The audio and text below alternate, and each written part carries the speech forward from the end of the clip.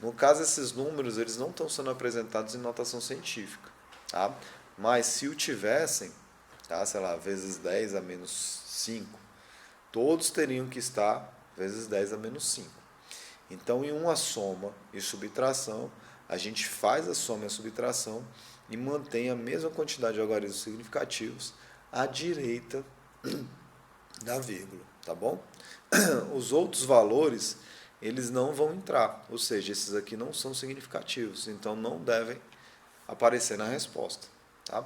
Lembrando, como resposta final, porque se isso aqui for um resultado parcial, eu tenho que levar em conta esses números para fazer os outros cálculos, né? Na resposta final, a gente tem que colocar somente com 3 algarismos significativos.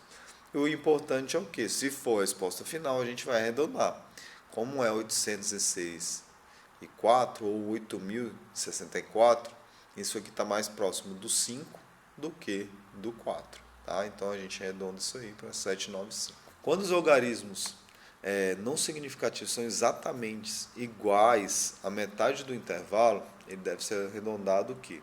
Para o algarismo par mais próximo. Agora, considerando a multiplicação e divisão. Na multiplicação e divisão, a gente vai estar limitado normalmente ao número de algarismos significativos contidos no número com menos algarismos significativos. O que eu quero dizer com isso?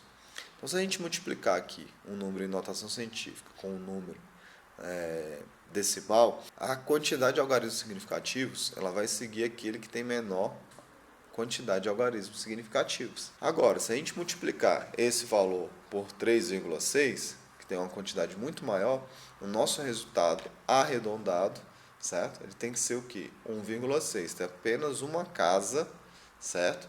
Uma casa após a vírgula. Por quê? O 3,6 tem apenas uma casa. Independente do que a gente tem aqui como expoente. Na divisão, a mesma coisa, tá?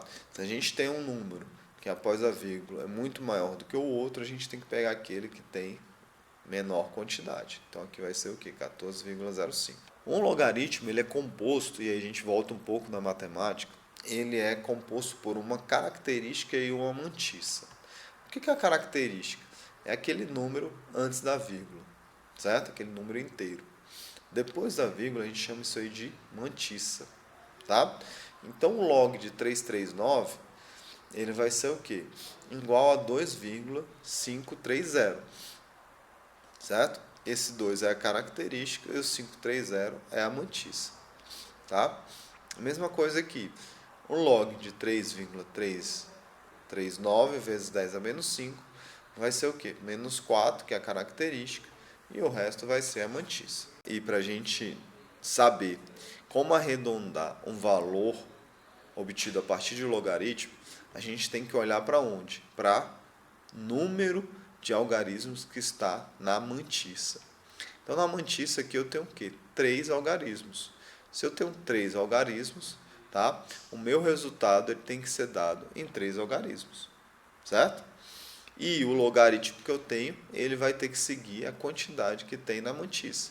Então, se eu estou fazendo log de 339, a mantissa do meu resultado tem que ter 3 algarismos. Tá? É o que está sendo mostrado aqui. Então, se eu tiver um número, por exemplo, 339,6, certo? E eu estou fazendo um cálculo 10 elevado a 2,531, eu não posso, como resultado final, eu não posso apresentar esse número dessa forma. Porque aqui tem 4 algarismos significativos, eu tenho que apresentar dessa forma. E a mesma coisa o contrário. Se eu fizer log de 340, eu não posso botar 2,531 e outros números aí. Eu tenho que parar no 531. O número de algarismos na mantissa do log, certo? É que vai determinar o número de algarismos significativos que eu vou ter, tanto naquele número que eu estou procedendo o logaritmo, certo? Aqui 4 e aqui 4, tanto no resultado que eu vou ter. Se eu tenho 4 números, algarismos significativos, naquele número em que eu estou fazendo o logaritmo, a mantissa, o resultado, certo? Ele deve ser apresentado com essa mantissa com 4 números ou com 4 algarismos significativos Já no antilogaritmo, que é o que? A gente proceder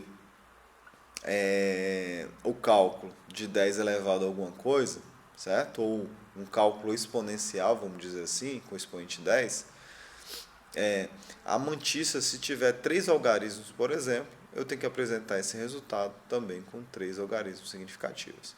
Lembra que essa correspondência é com a mantissa e não com o número total. Mantissa 3 algarismos, resultado 3 algarismos. Mantissa 4 algarismos, vai seguir o quê? Aquele número ou aquela quantidade de algarismos significativos que tem no log. Se a gente fizesse o antilogaritmo aqui de menos 3,42, seria 10 elevado a menos 342. Dois algarismos significativos, o resultado tem que ser apresentado dessa mesma forma.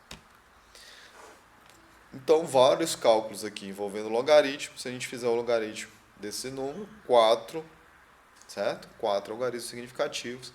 O resultado tem que ter a mantissa com 4 números significativos. E assim por diante. Então, falando sobre gráficos agora. A gente tem dois tipos de gráfico.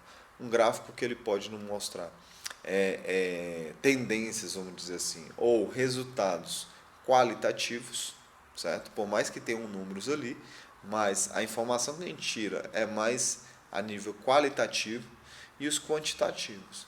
Esse primeiro gráfico, apesar de ter uma escala numérica, ele nos dá uma informação mais qualitativa, certo? Que informação é essa? Informação, por exemplo, de uma perturbação, né? Isso aqui poderia ser, por exemplo, uma perturbação na superfície de uma água, certo?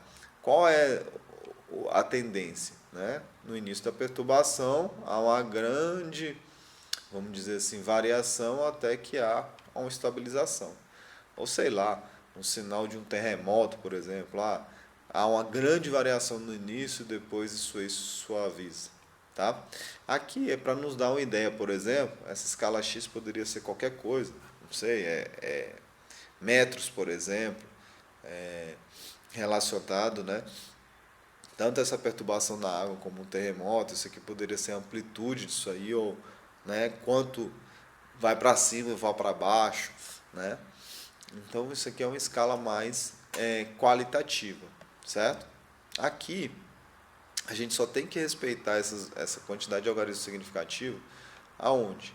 Na abscissa, certo? E na ordenada, nas escalas aqui do gráfico, certo? Não precisa ser uma precisão muito grande aqui dentro do gráfico, uma vez que a resposta é qualitativa. Agora, se a gente está trabalhando com respostas quantitativas, e aqui no caso é apresentado o quê? Uma curva de calibração de uma bureta de 50 ml, tá? Aí a gente tem que usar esses algarismos significativos. No caso aqui, ó, eles estão apontando um resultado de 29,43. Por que 43? Porque possivelmente essa bureta tem marcações a cada 0,1. Então aquele último número a gente pode estimar, né, entre duas marcações, como eu já falei anteriormente. Então a gente deve expressar o resultado, tá, de tendências nesse gráfico de calibração de bureta com dois algarismos significativos após a vírgula. Então, quais são os tipos de erro que a gente vai apresentar hoje, certo? E os mais importantes, né? E os que são mais, vamos dizer assim, mais observados ou mais relatados pela literatura. Primeira coisa, toda medida, gente, possui alguma incerteza, tá? E essa incerteza é chamada de erro experimental. Toda. Não existe medida que não possua incerteza.